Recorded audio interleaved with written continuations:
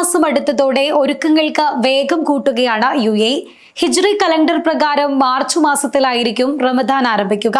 ഈ മാസം മുഴുവനും എല്ലാ ഇസ്ലാം മത വിശ്വാസികളും വ്രതമനുഷ്ഠിക്കും. റമദാൻ മാസത്തിൽ സാധാരണ ദിവസങ്ങളിൽ നിന്നും ഒരാളുടെ ദിനചര്യകളിൽ ഒരുപാട് വ്യത്യാസങ്ങൾ ഉണ്ടായിരിക്കും. പുണ്യവും ആത്മീയതയുടെയും മാസമായിട്ടാണ് റമദാനെ പൊതുവെ കണക്കാക്കാറുള്ളത്.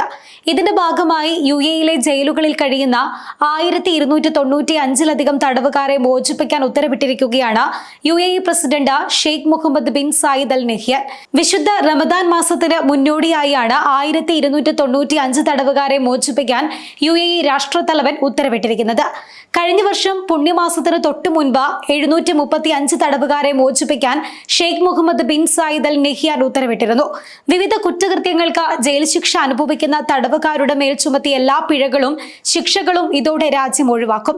UAE നേതാക്കൾ പലപ്പോഴും മതപരമായ പ്രത്യേക ദിവസങ്ങളോടും മാസങ്ങളോടും അനുബന്ധിച്ച് തടവുകാരെ മോചിപ്പിക്കാൻ ഉത്തരവിടാറുണ്ട്.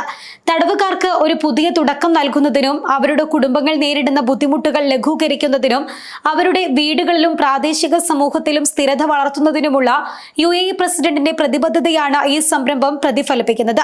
ഇക്കഴിഞ്ഞ ഫെബ്രുവരിയിൽ UAEയുടെ ദേശീയ ദിനം പ്രമാണിച്ച് 2269 തടവുകാരെ UAE മോചിപ്പിച്ചിരുന്നു.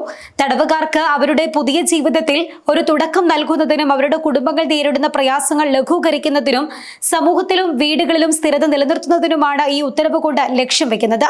ശിക്ഷാ കാലയളവിലെ സ്വഭാവം കണക്കിലെടുത്താണ് മോചനത്തിന് പരിഗണിക്കുക.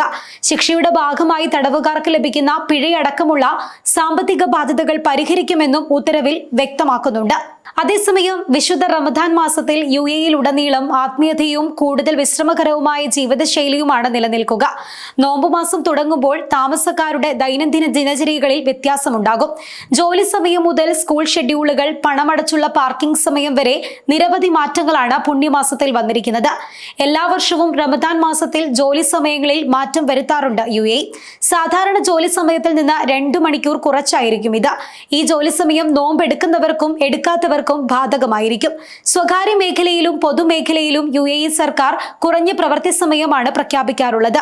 ഈ വർഷത്തെ റമദാൻ മാസത്തിലെ നോമ്പിന്റെ പ്രതിദിന ദൈർഘ്യം 13 മണിക്കൂർ ആയിരിക്കുമെന്ന് ദുബായ് ജ്യോതിശാസ്ത്ര സൊസൈറ്റിയുടെ ചെയർമാനും UAE ഫോർ സ്പേസ് ആൻഡ് ജ്യോതിശാസ്ത്ര അംഗവുമായ ഇബ്രാഹിം അൽ ജർബാൻ അറിയിക്കുകയുണ്ടായി. ഈ വർഷം റമദാൻ 30 ദിവസം നീണ്ടു നിൽക്കുമെന്നും അദ്ദേഹം വ്യക്തമാക്കിയിട്ടുണ്ട്. UAEയിലെ എല്ലാ എമിറേറ്റുകളിലും വ്രതസമയം 13 മണിക്കൂർ കടക്കും.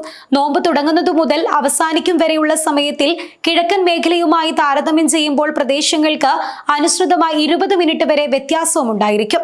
ചന്ദ്രക്കല ദൃശ്യമാകുന്നതോടെയാണ് റമദാൻ കൃത്യമായ ആരംഭ തീയതി സ്ഥിരീകരിക്കുന്നത്. മാർച്ച് 29-ന് ചന്ദ്രക്കല കണ്ടില്ലെങ്കിൽ 30-ന് നോമ്പ് പൂർത്തിയാക്കി 31-നായിരിക്കും ചെറിയ പെരുന്നാൾ ആഘോഷിക്കുക.